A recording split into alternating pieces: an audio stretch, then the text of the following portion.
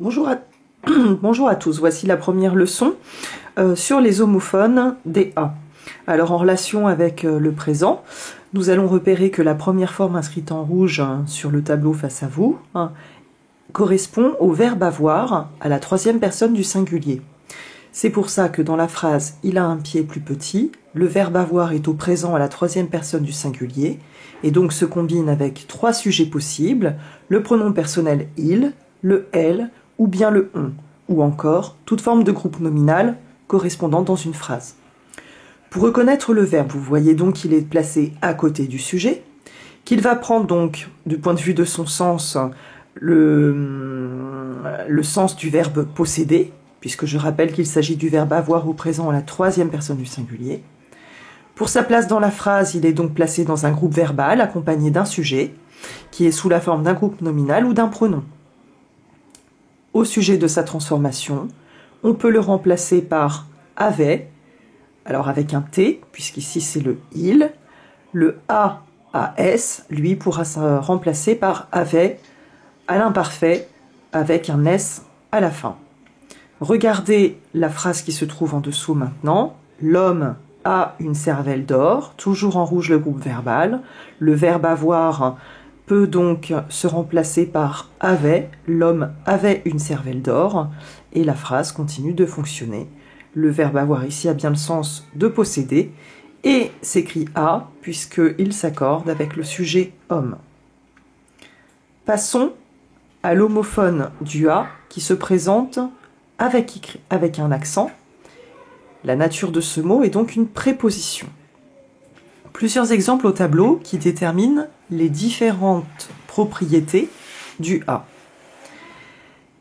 Tout d'abord, vous constatez qu'il ne se trouve plus au même endroit de la phrase. Nous le trouvons plutôt à la fin d'une phrase, en introduction d'un complément qui se situe donc après le verbe. Premier exemple, il est venu à pied. La préposition à sert à répondre à la question comment. Il introduit donc un complément circonstanciel de manière. Il n'a que ça à faire. La préposition à introduit un complément qui répond à la question à quoi. Il n'y a qu'à Antoine qu'il fait confiance. À Antoine, introduit par la préposition à, qui répond à la question à qui.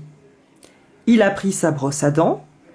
Adam vient compléter le nom brosse. La brosse à quoi? À nettoyer les dents. Adam est donc un complément du nom brosse. C'est une table à 100 €. On constate également que la préposition à permet d'introduire le prix dans cette phrase. Regardons la dernière phrase maintenant, qui correspond au titre d'une des nouvelles fantastiques que vous avez étudiées. L'homme à la cervelle d'or est seul. Vous voyez que la phrase est assez proche de celle qui se trouve en face et que nous avons déjà commentée tout à l'heure. L'homme a une cervelle d'or. Quelle différence peut-on faire entre ces deux phrases? Eh bien, dans la première, vous aviez le verbe avoir qui était le verbe principal de la phrase, tandis que dans notre seconde phrase, l'homme à la cervelle d'or est seul, le verbe devient le verbe être, qui s'écrit EST puisqu'il s'accorde à la troisième personne du singulier avec le sujet homme, lui-même déterminé par le complément qui est indiqué en vert à la cervelle d'or et qui vient préciser le nom homme.